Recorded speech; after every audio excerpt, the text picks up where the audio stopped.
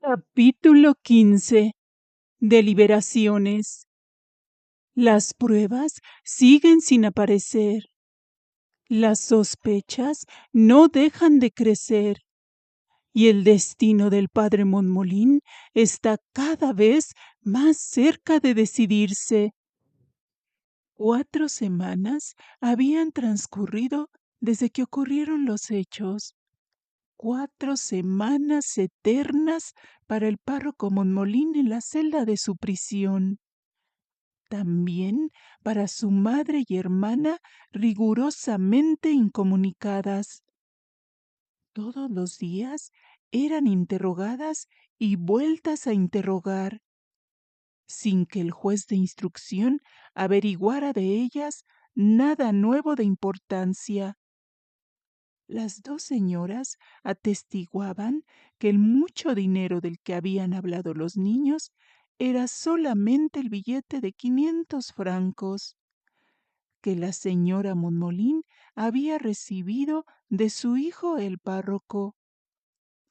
Aún esta declaración era sospechosa, y el sacerdote fue varias veces interrogado, declarando siempre lo mismo, que era inocente, que aunque las apariencias lo incriminaban, él era inocente, y que la señora Blanche, sabedora de su pobreza, le había regalado espontáneamente esa cantidad para que se instalara mejor y pudiera llevarse consigo a su madre.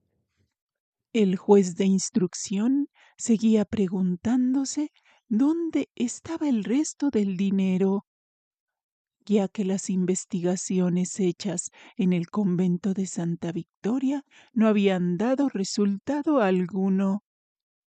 Por tal motivo pensaba con sospecha que la cantidad robada había sido traída a Aix por la madre del párroco, por lo cual se había llevado un registro minucioso repetidas veces en su misma presencia en la casa de la calle de la Paloma. La señora Jardinier acostumbraba llevar su libro de cuentas, y en esta ocasión omitió el ingreso de los 500 francos, porque había considerado esa cantidad como propiedad exclusiva de su madre. También habían considerado cómplice al judío Leví, pero pronto se aclaró esta sospecha. Varias veces fueron interrogados Carlos y Julia sin obtener nada nuevo. El juez tuvo que terminar la instrucción sin averiguar el paradero de la cantidad robada. Ocurriósele que acaso podía haber vuelto el sacristán Loser y haber cometido el crimen. Si la defensa llegaba a comprobar que esto era posible, era de esperar que el párroco fuera absuelto. La acusación debía, por consiguiente, partir de la coartada del ausente Loser, y sobre ese punto creyó el juez haber encontrado pruebas concluyentes. Terminó la instrucción y entregó los autos al fiscal el viernes anterior al domingo de Pasión. El fiscal Jobert había leído ya atentamente los autos durante la instrucción y no necesitaba estudiarlos con detenimiento. El caso del párroco Monmolín le interesaba sobremanera, pues era enemigo del clero y se alegraba de este contratiempo del partido clerical, precisamente días antes de las elecciones que iban a celebrarse la semana de Pascua, diciendo en su última conferencia con el juez de instrucción que lo felicitaba a él y al excelente alcalde de Santa Victoria por la investigación tan eficiente en el lugar del suceso, dando como resultado el descubrimiento inmediato del crimen y del criminal. y que iniciara y siguiera con todo lo necesario para que el juicio se celebrara el lunes o martes de la Semana Santa, y que aunque algunas circunstancias no estuvieran completamente aclaradas, eso sucedía en casi todos los crímenes, siendo como prueba principal que el párroco había cometido el crimen, de tal modo que los jurados le declararían culpable. Y el señor presidente, a quien debía importarle mucho que el juicio se celebrara antes de las elecciones, accedería a sus deseos. Enseguida preguntó que quién se encargaría de la defensa del párroco, contestándole que el anciano Menier.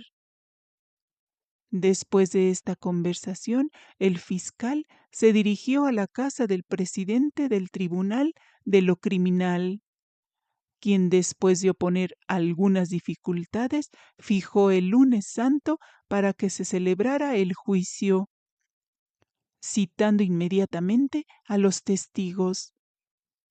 Y el fiscal dio al abogado del preso conocimiento de la disposición del presidente.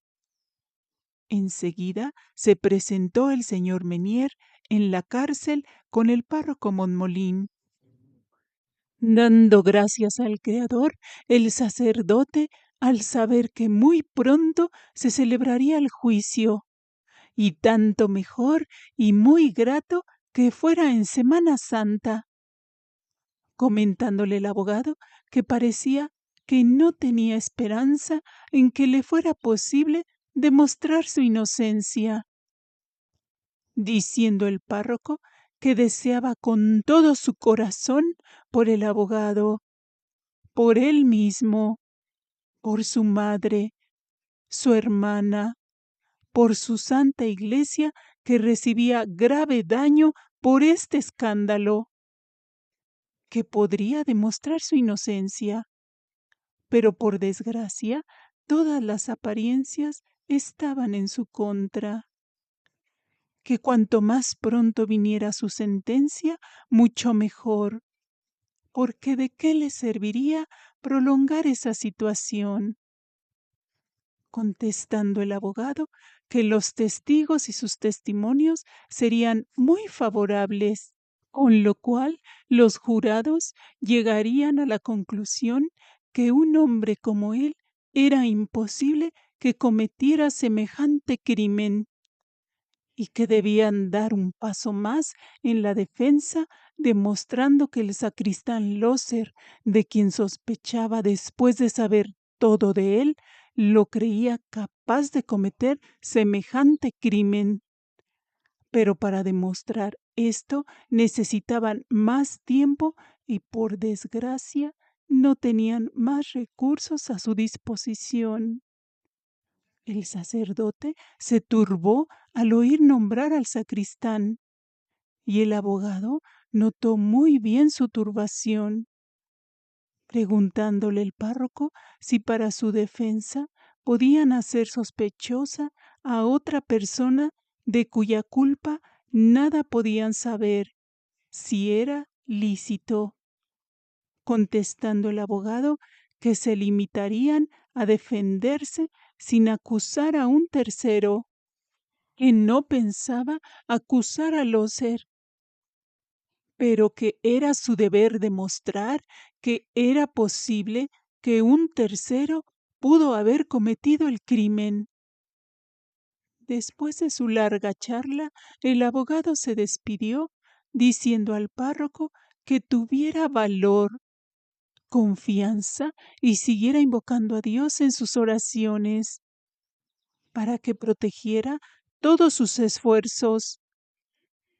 La tarde del día siguiente, el señor rector y el oficial del arzobispo habían acudido con el abogado Menier, a quien esperaban en la antesala.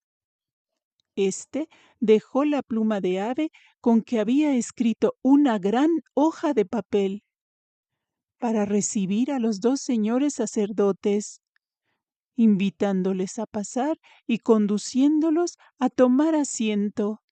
Después de los acostumbrados cumplidos, les comentó del estado del proceso, exponiendo las circunstancias de la situación, de que necesitaban más tiempo para buscar y seguir las huellas de Loser, para hacerlo comparecer, pero tenían poco tiempo y la considerable suma de dinero del crédito que les habían abierto el señor arzobispo y los sacerdotes estaba agotado, que el fiscal era terrible. Además, había una prueba de indicios muy fuerte contra ellos, que si tan solo pudieran probar la posibilidad de que el sacristán o cualquier otra persona conocedora del lugar, capaz de cometer el crimen, hubiera estado allí, la absolución de su desgraciado amigo Monmolín sería segura. Sus conjeturas se acercaban efectivamente como habían sucedido las cosas, aunque estas sospechas y suposiciones eran muy acertadas, solo eran eso, sospechas y suposiciones, comentando que había ejemplos de sacerdotes condenados inocentemente a consecuencia del sigilo sacramental que estaban obligados a guardar, citando que hacía poco los periódicos habían referido sobre un sacerdote polaco que fue condenado a muerte y desterrado de Siberia por un asesinato cometido por su criado, a quien este sacerdote confesó. Se descubrió todo porque el asesino confesó después su crimen a la hora de la muerte, deliberando acerca de sí o no presentar ante el jurado el sigilo sacramental, llegaron a la conclusión de que la confesión selló la boca del acusado, y esto debía influir favorablemente en los jurados y la opinión pública, que era conveniente dar a conocer los graves deberes que la confesión impone al sacerdote. Así, con ánimo y esperanza, los sacerdotes estrecharon amistosamente la mano del abogado, despidiéndose. Hemos llegado al final de este capítulo 15. El juicio se acerca y el destino del padre Monmolín sigue siendo incierto. Pero ahora quiero saber tu opinión. ¿Tú crees que logrará demostrar su inocencia? Te leo en los comentarios. Hasta el próximo capítulo.